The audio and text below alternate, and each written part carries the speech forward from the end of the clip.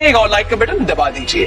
क्या आप जानते हैं कि भारत को सोने की चिड़िया बनाने वाला असली राजा कौन था? Any guess? कौन था वो राजा जिसके राजगद्दी पर बैठने के बाद उनके श्रीमुख से देववाणी ही निकलती थी और देववाणी से न्याय होता था? कौन था वो राजा? अभी तक कुछ याद आया? कुछ पता है? नाम सुना है?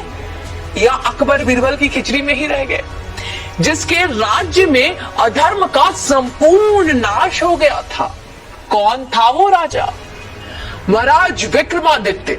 बड़े ही दुख की बात है कि महाराज विक्रमादित्य के बारे में देश के लगभग शून्य बराबर ज्ञान है। नहीं पता ना? जिन्होंने भारत को सोने की चिड़िया बनाया था और स्वर्णिम काल लेकर आया थे।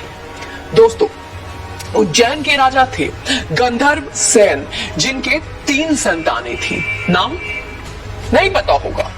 सबसे बड़ी लड़की थी मैनावती, उससे छोटा लड़का था जिसका नाम था भृतहरि और सबसे छोटा वीर विक्रमादित्य। नहीं पता होगा। विक्रम की माता का नाम क्या था? सौम्य दर्शन, जिन्हें वीरमती और मदन रेखा भी कहते थे। बहन मैनावती की शादी थारा नगरी के राजा पदम सेन के साथ कर दी, जिनके एक लड़का हुआ जिनका नाम था गोपीचंद। आगे चलकर गोपीचंद ने श्री ज्वालेंद्र नाथ जी से योग दीक्षा ले ली और तपस्या करने जंगलों में चले गए। फिर मैनावती ने भी श्री गुरु गोरक्षनाथ जी से योग दीक्षा ली थी। अब कुछ सिमिलर आ रहा होगा। आइए, इतनी जल्दीबाजी क्या है? ध्यान से सुनते जाइए। शेयर का बटन दबा दीजिएगा। दोस्तों, विक्रमादित्य उज्जैन के राजा थे जो अपने ज्ञान, वीरता और उदारशीलता के लिए प्रसिद्ध थे। उन्होंने पूरे एशिया पर अपना शासन व्यवस्थित किया था। अरब पर इनके शासन का प्रमाण सायर उल ओकुल ग्रंथ के पृष्ठ संख्या 315 से मिलता है। आप उस ग्रंथ के पन्नों को पलटिए। इस ग्रंथ की रचना अरबी कवि जरहान कितनोई ने की है। यह ग्रंथ वर्तमान में इस्तांबुल शहर के प्रसिद्ध पुस्तकालय मकतबे सुल्तानिया में स्थित है। सम्राट विक्रमादित्य ने शकों को पराजित किया था। उनके पराक्रम को देखकर ही उन्हें महान सम्राट कहा गया और उनके नाम की उपाधि कुल 14 भारतीय राजाओं को दी गई। उपाधि समझते हैं आप? विक्रमादित्य की उपाधि भारतीय इतिहास में बाद के कई अन्य राजाओं ने प्राप्त की थी, जिनमें गुप्त सम्राट चंद्रगुप्त द्वितीय और सम्राट हेमचंद्र विक्रमादित्य, जो हेमू के नाम से प्रसिद्ध थे, उल्लेखनीय है। विक्रमादित्य के पूरे दरबार में नवरत्न रहते थे। कहना चाहिए कि 9 रत्नों रखने की परंपरा का प्रारंभ भी उन्होंने ही किया था। दोस्तों, उनके अनुसरण करते हुए कृष्णदेव राय और अकबर भी नवरत्न रखे थे। सम्राट अशोक के दरबार में भी नवरत्न रखे थे। विक्रमादित्य के नवरत्नों का नाम जानते हैं आप? आइए। नंबर 1 धन्वंतरी, नंबर 2 छिपाका, नंबर 3 अमर सिन्हा, नंबर 4 शंकु, 5 बेताल भट्ट, 6 घट कारपारा, 7 कालिदासा, 8 वारामिहिर और 9 वरुचि। महाकवि कालिदास के पुस्तक ज्योतिर्विद भरण के अनुसार उनके पास 30 मिलियन सैनिकों, 100 मिलियन विभिन्न वाहनों और 25,000 हाथी और 400,000 समुद्री जहाजों की एक सेना थी। दोस्तों, कहते हैं कि उन्होंने ही विश्व में सर्वप्रथम 1700 मील की विश्व की सबसे लंबी सड़क बनाई थी, जिसके चलते विश्व व्यापार सुगम हो चला था। आसान, बहुत इजी।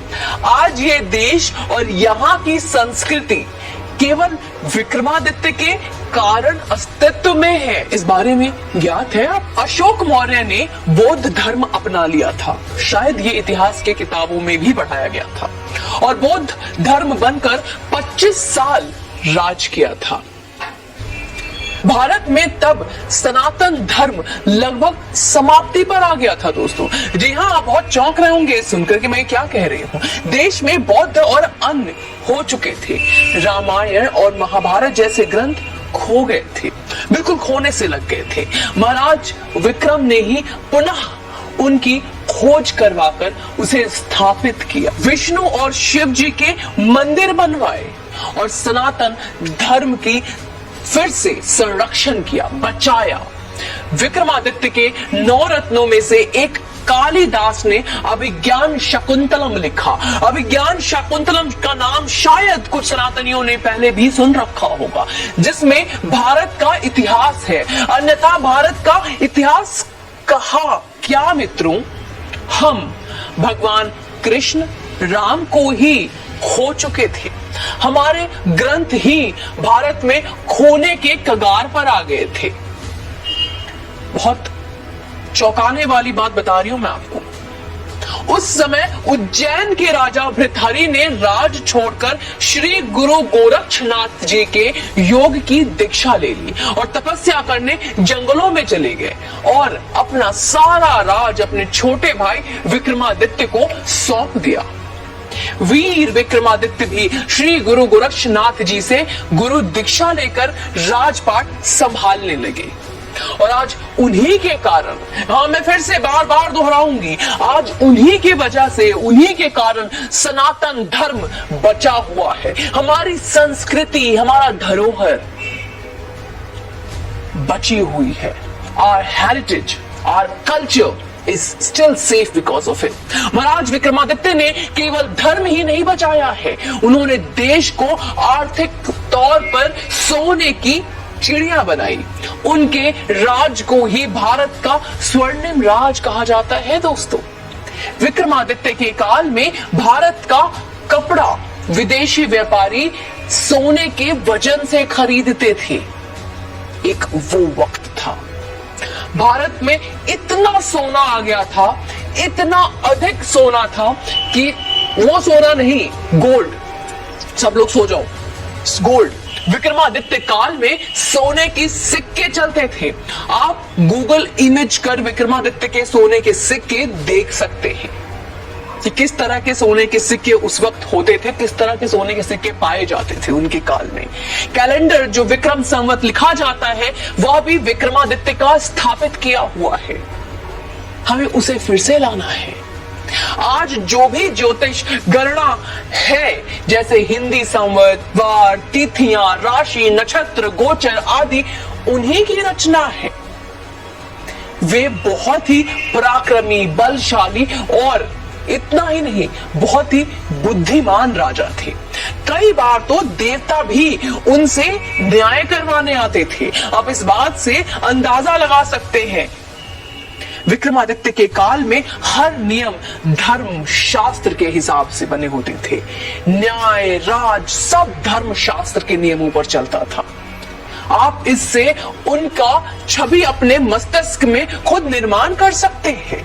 विक्रमादित्य का काल प्रभु श्री राम के राज के बाद सर्वश्रेष्ठ माना गया है, जहां प्रजा धनी थे, जहां प्रजा खुश थे और धर्म पर चलने वाले थे।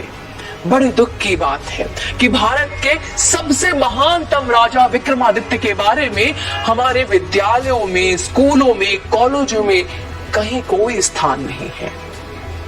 कोई उचित स्थान ही नहीं दिया गया उन्हें। देश को अकबर, बाबर, औरंगजेब जैसे दरिंदों और आक्रांताओं का इतिहास पढ़ाया जा रहा है। उन्हें महान बता। इस वीडियो को अधिक से अधिक शेयर करें। हर उस योगी समर्थक तक भी पहुंचाइए जो योगी जी का खुद को प्रशंसक बताते हैं। हम भी तो देखें कि कितना जानते हैं आप योगी आदित्यनाथ के बारे में और कितना चाहते हैं आप कि इतिहास का वो सच जो हम तक आज तक पहुंचा ही नहीं, वो किस तरह से सनातनियों के पास पहुंचना चाहिए, उसकी कोशिश, उसका प्रयास अब आपको करना पड़ेगा। मैं, हमारी पूरी टीम कोशिश करती है ऐसे कई सच को उजागर करने की जिनके बारे में आपने ना पढ़ा ना आपको बताया गया, जिन्हें हमेशा गुप्त और अंधेरे में गुम करने का प्रयास किया गया। आपसे निवेदन करूंगी कि आप इस वीडियो को शेयर अवश्य करें, लोगों तक अवश्य इस वीडियो को पहुंचाएं और अपने क्षमता, अपने योग्य के अनुसार, अपनी प्रसन्नता के अनुसार जितना भी आप समर्थन हमें करेंगे, हमारी टीम की मनोबल और दोगुनी होगी और अच्छा काम करेंगे। आप चैनल पर यूं ही बने रहें और अपना समर्थन देते रहें। जय हिंद।